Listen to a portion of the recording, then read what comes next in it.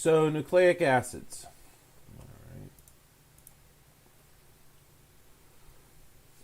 So there's three parts to our nucleic acids, all right, that we have to look at. It's a polymer, all right, and it contains individual units, which we call monomers. Okay, so a polymer is multiple and a monomer is one. The three parts are an amine base, okay, a monosaccharide, sugar, either ribose or deoxyribose, depending on if we're talking about RNA or DNA, and phosphoric acid. Okay, so the first thing we need to look at is our bases, okay, our amine-rich bases. Now, they're broken into two quantities, the purines and the pyrimidines. Okay, the pyrimidines, there's three of them because of, we'll talk about RNA and DNA have a different set of pyrimidines, but the purines always stay the same. Adenine and guanine are considered purines. Uracil, thiamine, and cytosine are considered your pyrimidines.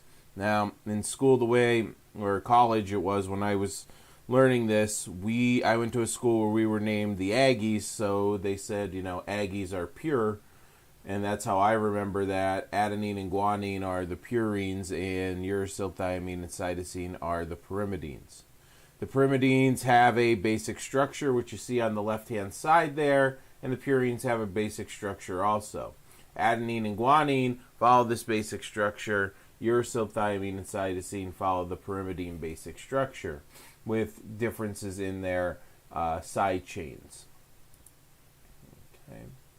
So we're going to talk about two other terms that sound familiar also, nucleoside and nucleotide. Okay.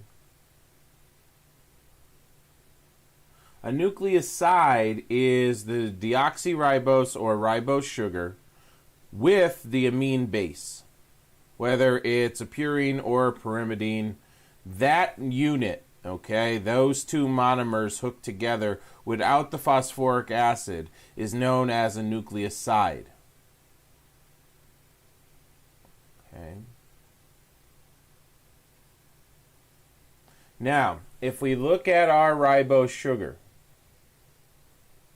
okay, 1, 2, 3, 4, 5. This is the numbering of the carbons. Okay, biochemically numbering of the carbons. Not IUPAC numbering, biochemically numbering of the carbons. Okay.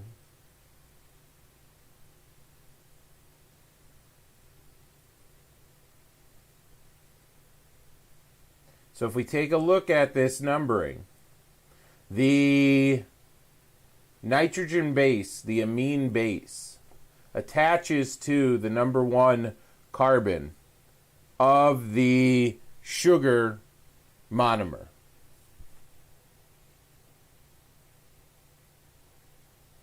Okay. The first nitrogen on the bottom of our purine or pyrimidine will attach to the first carbon in what they call a beta N glycosidic bond. Okay. So what you're basically saying is it's a nitrogen bond, okay, that's being made here.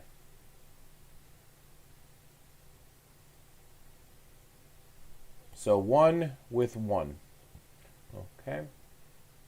This whole thing, nucleoside.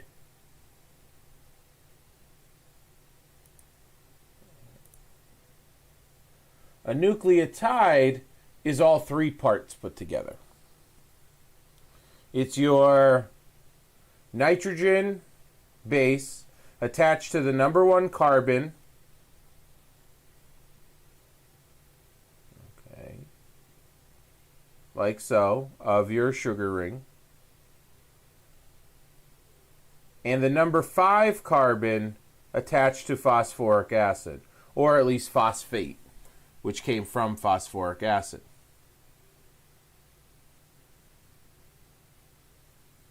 Now, if we look at this linkage here is an ester linkage.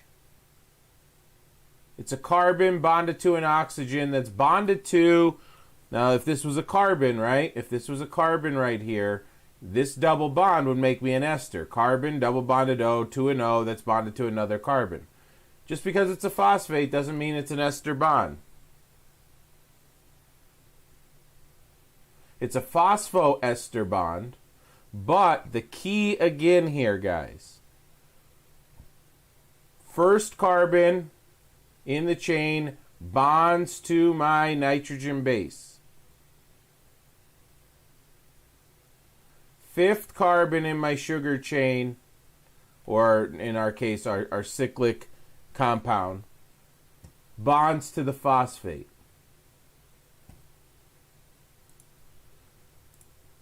This part right here with the sugar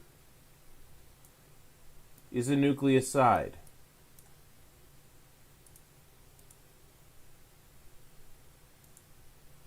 This entire thing is a nucleotide. Number one with this. And we can look at this and we can tell right away, boom, that's a purine. And they both link the same way.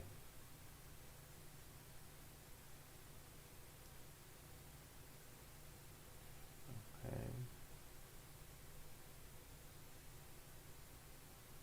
Now, my phosphate doesn't always have to hook to the fifth carbon. It could also hook here. These are my two options for phosphate.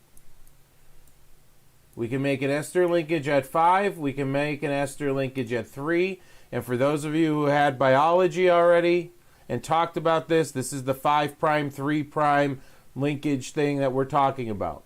It's either going to link to the third carbon in that ring structure or the fifth carbon.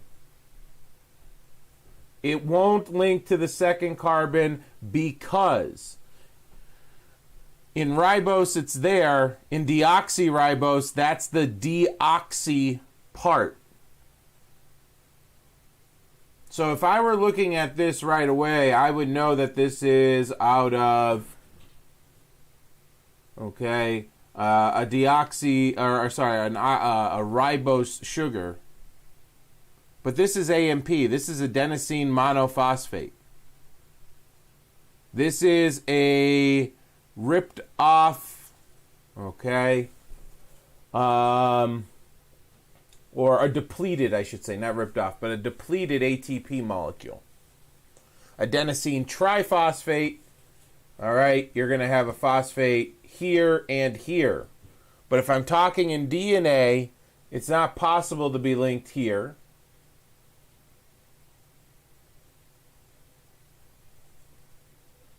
Because DNA, deoxyribose, won't have that OH there.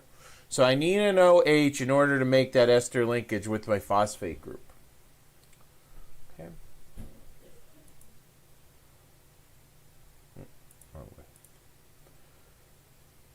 Okay. So other molecules that essentially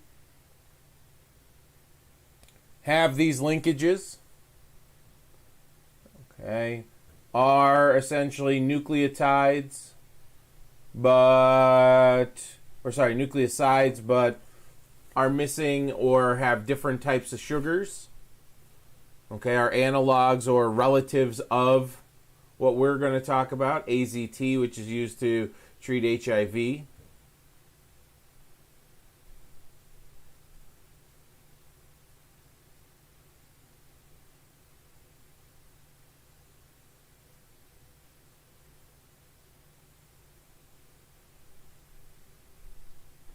Acyclovir is used to treat shingles, herpes, different types of viruses. Okay, but they do contain that linkage, nitrogen base, to that first carbon. But we want to talk more about DNA and RNA than worry about the other stuff, but realize that there's analogs out there. So deoxyribose nucleic acid, DNA. Okay.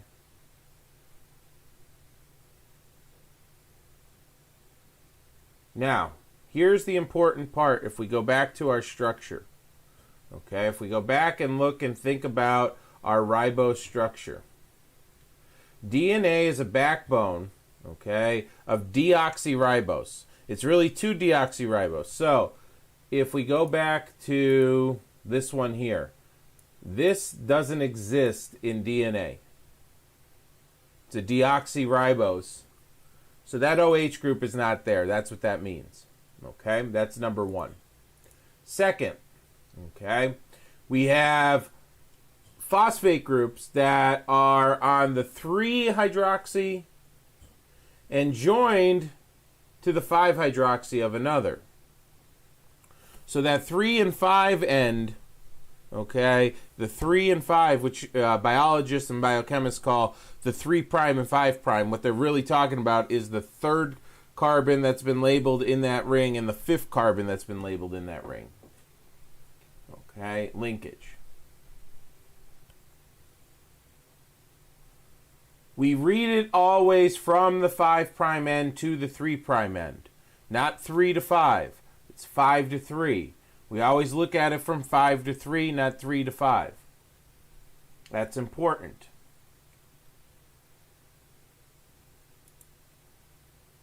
So let's take a look at the primary structure of DNA here then. Okay, so we're going to read it from 5' to 3'. Okay, so here's our 5' end, we're going down, and here's our free 3'. So take a look at what happens. Okay, so I'm going to get our little pen here, and I'm going to circle. Here's one nucleotide. And then, let's choose a different color here, red. All right. Here is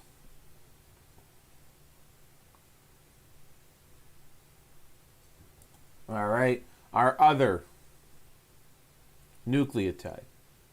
Now I know that this is DNA. I could tell from the fact that thiamine's there, but I could also tell based on, hey, look at my ribose sugar here. Okay, here's my ribose. Okay, but it doesn't have an OH. So this is deoxyribose. So here's my sugar. It would be ribose with the OH. There is no OH on number 2. So here's 1. Here's 2. 3. All right, 4 is right here. And then there's 5. So I look at it. Here's a phosphate group. Okay. Here's my other phosphate group from this nucleotide. The phosphate group of this nucleotide hooks to the 3rd carbon of this nucleotide, which means if I had another nucleotide up here, it would link, this phosphate would link to the 3rd carbon. So we would take this and it would link to the 3rd carbon in the deoxyribose chain. The next one down here would link right here. Now we call this a diester linkage, because I have an ester linkage here and I have an ester linkage here. Okay, so that's why they say DNA has a phosphate backbone, which is important. The phosphate backbone, look at the negative charges on there. Even if I bond them up, that phosphate has a negative charge on it, which means my DNA is polar, which means, and I don't know if you guys have done this in your biolabs or not, excuse me, in your biolabs or not, but if you've done gel electrophoresis, this is why your DNA moves. You're putting charges through the system, and all right, using the plugging it in and running your gel. Well, that's the reason the DNA is moving, is because of the negative charges. But the key is you have a phosphodiester linkage where the nucleosides, to make it a nucleotide, links to the 5th carbon. Then to make the chain that we see in DNA, the phosphate backbone, that phosphate links to the 3rd carbon of the other nucleotide. Okay. If phosphate is on there, we call it phosphorylated. This one is not phosphorylated. Okay? So we would read this if we were reading the letters off and we wanted to know what our nitrogen bases are, and that's how we basically look at DNA. We read it from 5 to 3. This would be T, then G. Okay. Questions on this?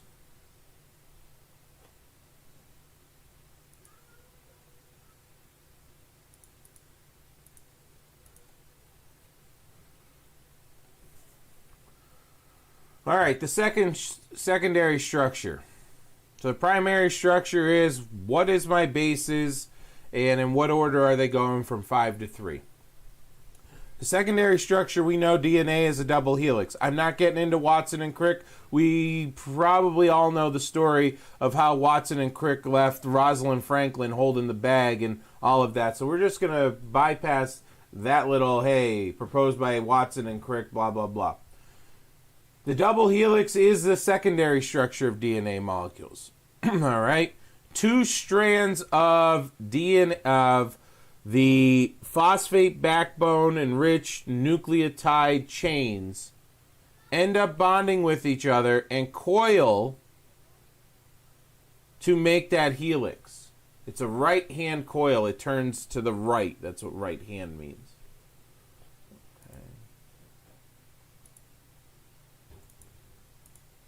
All right. How do they interact with one another? A's bond to T's, G's bond to C's.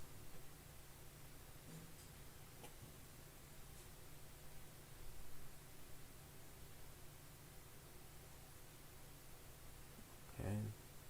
In humans, A to T interactions are seen more often than G to C. That's what this table below is showing. What's our A to T ratio, our G to C? It's not much.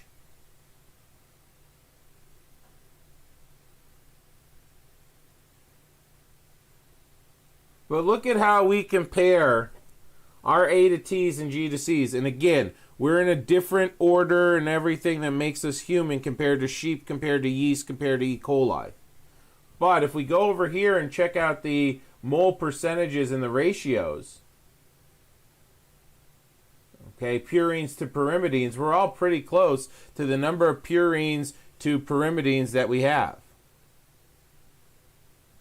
Now the key is A's and T's should have relatively the same number since they're bonding together, and G's and C's should. So looking at, how we're made up, we're all basically made up, if we're a living organism, with the same purine to pyrimidine, genetic ratio. Again, I'm not saying that E. coli's genetic code is the same as us, because we're not E. coli and E. coli's aren't human. What I'm saying is we're all playing with the same amount of A's and G's to C's and T's. It's the rearrangement of them that makes us different.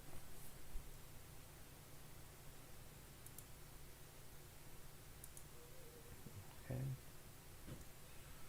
So, how do we bond up? Okay. Adenine bonds to thymine. Thymine is only seen in DNA. Thymine is not in RNA. Thymine is only seen in DNA. Thymine and adenine make 2 hydrogen bonds. Cytosine and guanine make 3 hydrogen interactions in order to form the double helix.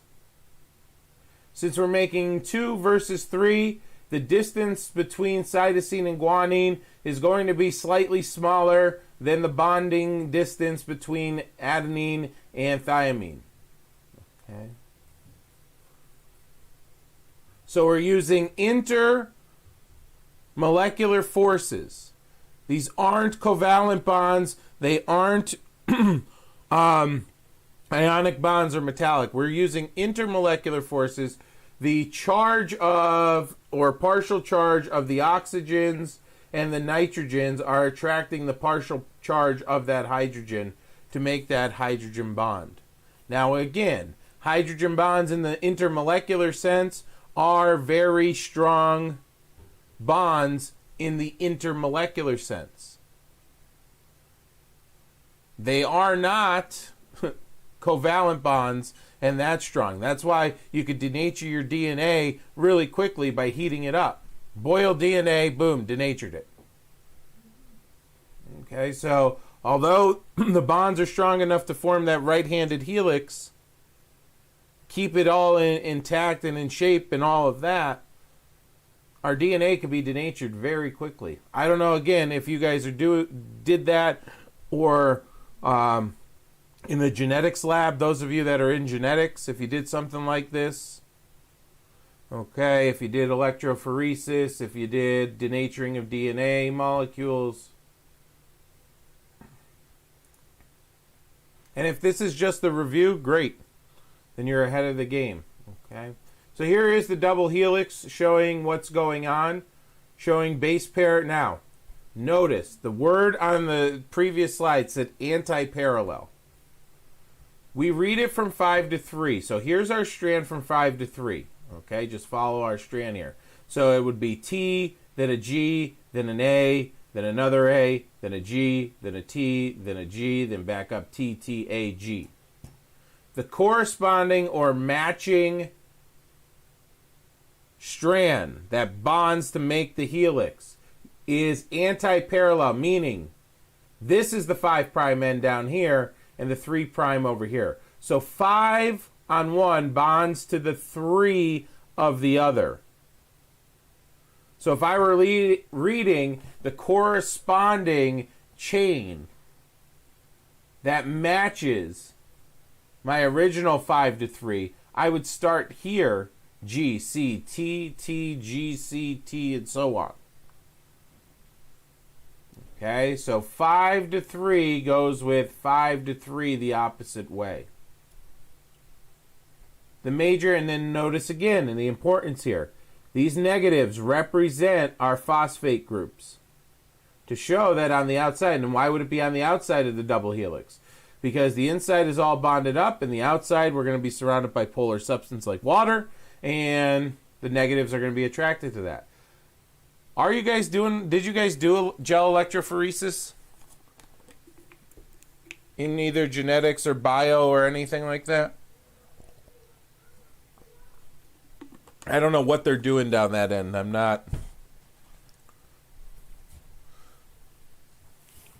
I'm the chemist. Even though I could. But that's not what I was hired for. But bio, you did gel electrophoresis, Dylan? Okay. So that's why this worked. If they didn't mention that. I'm sure they did. All right, I'm sure they mentioned why the gel electrophoresis is working. Okay, but here's your 5', and then realize that your 5' is the corresponding. So on an exam, I don't know, in 2 weeks roughly, if I say here is, a 5 to 3' end of T, G, and A, what would the 5 to 3 look of the other one? It would be TCA from 5 to 3. Okay.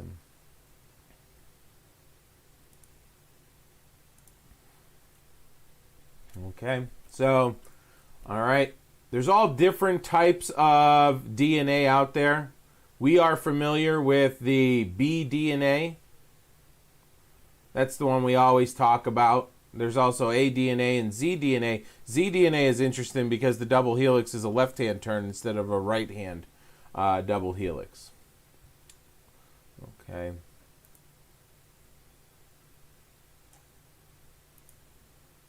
All right, other structures. Tertiary structure of the DNA. How does it look three-dimensionally? Okay.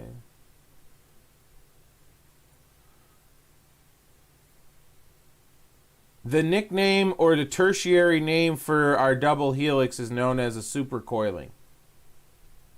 Okay. Now, there's also circular DNA that's out there. In circular DNA, the 5' and 3' ends are joined by another phosphodiester bond. So instead of being an elongated chain, okay, instead of being an elongated chain, it actually bonds up and makes a circle by itself. Now, our DNA molecules are super long. If we were to unwind them like a piece of spaghetti, and I'm going to use that for an obvious reason, but if we were to unwind it like a piece of spaghetti, it would be bigger than the cell. It would be bigger than the area that, it would be taking up a lot of space, let's say. Let's not necessarily say it would be bigger, but it should be. But it would take up a lot of space inside the cell. Well, we need that space, so what do? All right, we get a histone. Okay, a histone's a protein that is got a ton of lysine and arginine in it. Okay, which from our last presentation, those are basics. All right, those are basic amino acids. All right, lysine and arginine are, and I don't mean basic like acidic basic. All right, but the simple ones.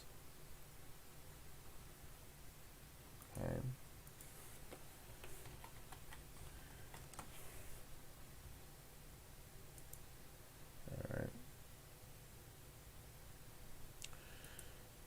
But they are basic in the fact that they do have an amine group on the end. Okay, lysine and arginine are basic and have the amine group, but they're simpler. All right, in the fact that they're sitting there and they're making up our histone. All right, proteins. Here's what the histone does. The DNA wraps around the histone like a spaghetti around a meatball. And then we store those histones with the DNA wrapped around it so we can later look at it, okay, and unwind it if we need to. So it's kind of like a storage where we wrap it up where the DNA isn't going to take up much space. Okay. So there's a term called chromatin. And the chromatin is that wrapped up DNA around the histone that contains the basic amino acids. The non-acidic or basic amino acids with the nitrogen sides on them.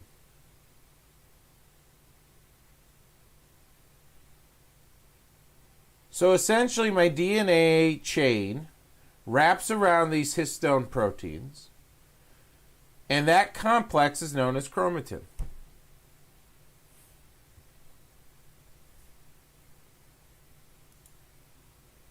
What about RNA?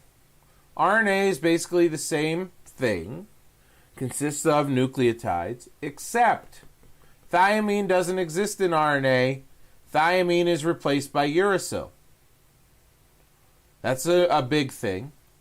The second difference between RNA and DNA, the main one really, but the second one I'm talking about is the fact that the sugar is now ribose and not deoxyribose. And number 3, it's not double-stranded, RNA is single-stranded. But it still consists of nucleotides, but there are 3 main differences.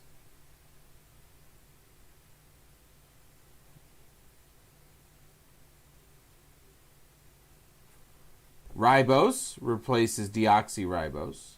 Uracil replaces thiamine. And I'm single-stranded and not double-stranded. So our interactions instead are still C to G, triple bond, but now A to U is double bonded, not A to T. So if I were given a structure, I could look at the sugar and say, am I ribose or deoxyribose? Therefore, I know I'm ribose or I'm RNA or DNA. I could look at the base sequence. Is there a U in there? Then I'm RNA. Or I could look at the secondary structure and say, am I double-stranded or am I single-stranded?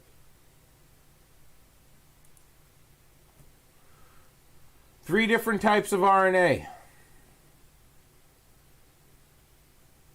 Most common is rRNA, known as ribosomal RNA. Then there's transfer RNA, which is tRNA, and then there's messenger RNA, mRNA, which is the lowest percentage. But notice that our RNA is our major RNA. It's around 80% of our RNA that we have. It's found in the ribosomes, hence the term rRNA. And remember, ribosomes are found in the rough ER, and ribosomes are the site of protein synthesis. Transfer RNA. Transfer RNA takes our information, codes for an amino acid, and brings that specific amino acid to the site of protein synthesis.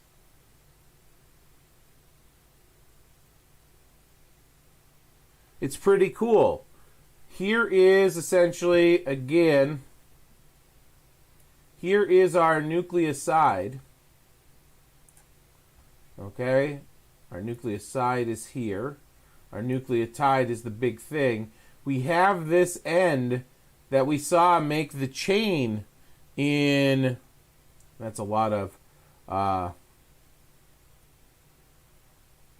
circling here. But here's where we saw that ester linkage to make the chain. Well, in tRNA, that third carbon in the ring carries the amino acid over to the ribosome to start linking our amino acids together to make our proteins.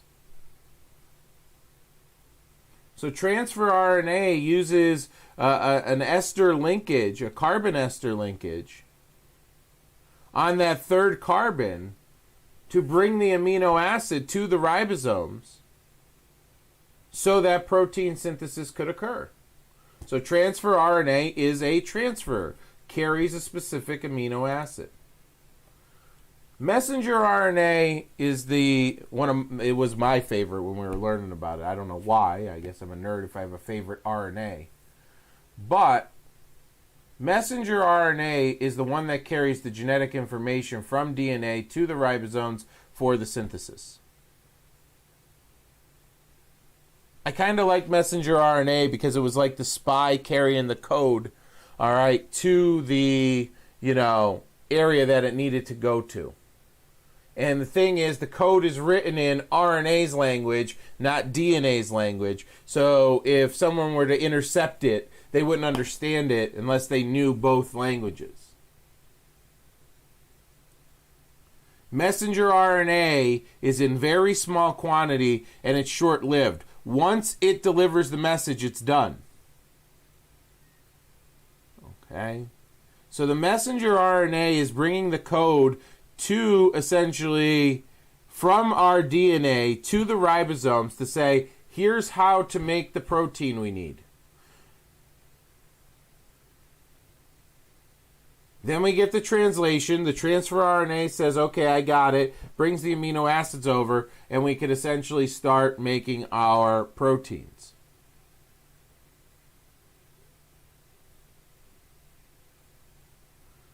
So the DNA tells the messenger RNA, here's the message. The messenger RNA brings it along.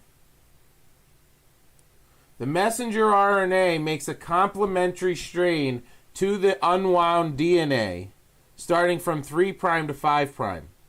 So I know we read DNA from 5 to 3, but the complementary strand of messenger RNA goes from 3, to the 5' end.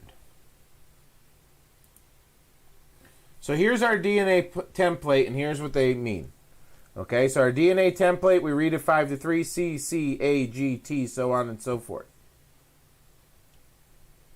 Our messenger RNA gets laid down from the 3' to the 5' end. Now, of course, we're going to look at it from 5 to 3, but this is how the bonding starts to occur. Notice that a T should be here in DNA, but then a U is here. Then a C, then an A, then a C, then an A, and oh no, another U, okay? This code will be taken over to the ribosomes to be told, here's how to make our protein. Now, do errors occur? Of course they do. Could we have insertion? Sure. Could we have deletion? Sure.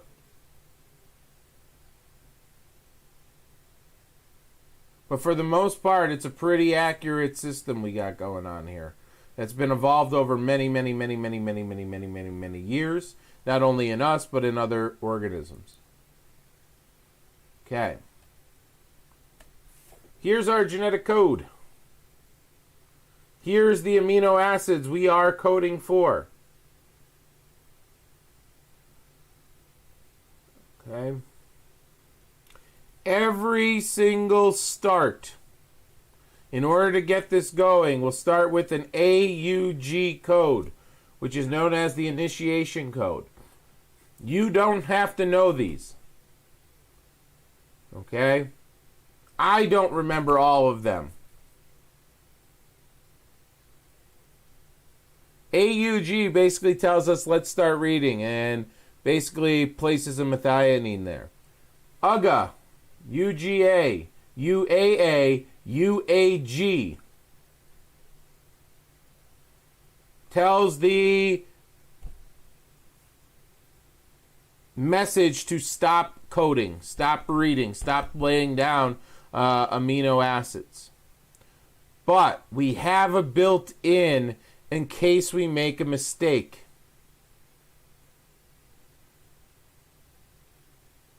Okay. Take a look at these codes. CUU, CUC, CUA, CUG, all code for leucine. CCU, CCC, CCA, CCG, all proline. We have a built-in case a mistake happens. Okay.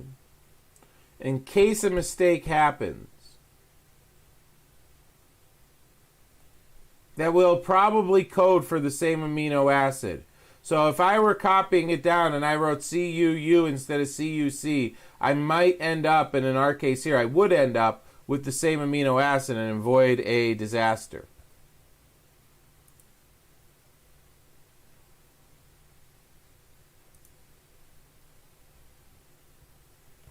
Okay.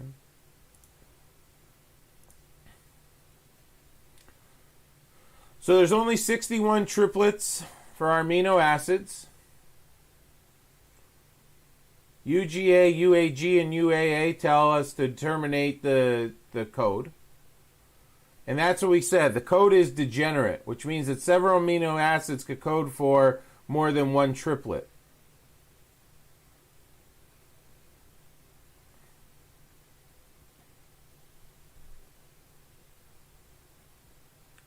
Each code only codes for one.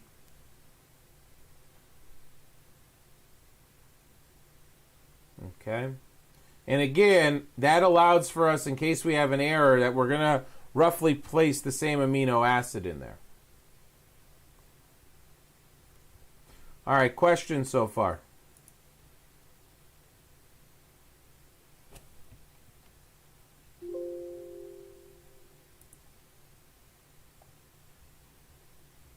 I only have a couple more slides to do. Is this just a general review of stuff you've already known? I'm hoping. Now, to get into a little organic of what's going on here. Restriction endonuclease. Okay. Restriction endonuclease essentially could break the phosphodiester bond within a DNA strand. What it's really doing is it's doing hydrolysis reactions. It's adding water to the situation and breaking it. Now, what's interesting, and you probably did this, Dylan, if you're still there, if you guys did you do DNA with the gel electrophoresis? If you did, you probably had to use a restriction endonuclease to cut it into little chunks. Each restriction endonuclease, like here they have Echo R1 or whatever, cleaves or breaks at a specific pattern. Okay, so depending on where you want to cut your DNA into pieces, you would choose the correct restriction endonuclease. So if I wanted to cut here, I would find a nuclease that cuts here if possible. But each endonuclease cuts at a specific sequence. Okay, and here are some examples. ALU1 cuts here, and so on and so forth. So you would look and say, well, where do I want my DNA cut? I know the DNA sequence. Okay, let me choose the correct endonuclease. Okay.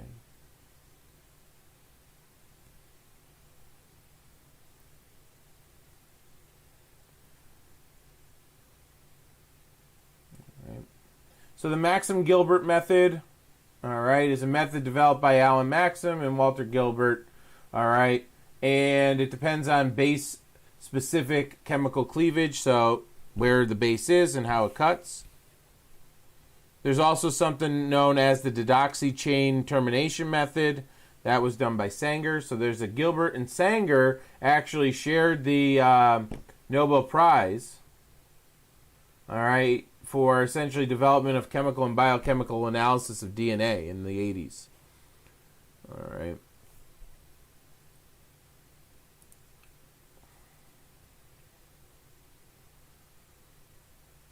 I'm not going to get into DNMP. We don't need to worry about replication in vitro. I'm not worried about any of that, because this gets into a lot of biochem stuff that we don't need to talk about. Yep, we don't need any of that. All right. So that covers nucleic acid. So if I were on giving this on an exam, what would I expect you to know? I'd expect you to know the 3,5, prime end and all of that fun stuff. I would expect you to know how amino acids, yeah, too, are carried into the ribosomes. I would know the difference between messenger RNA, transfer RNA, and rRNA. I would know my different base interactions in DNA. I'd know the difference between a nucleotide and a nucleoside.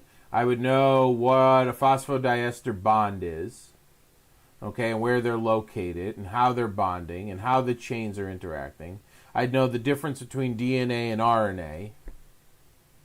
Okay, so a lot of this is going to be more of, do you understand what's going on kind of thing, all right, versus, drawing out mechanisms and things like that. Okay.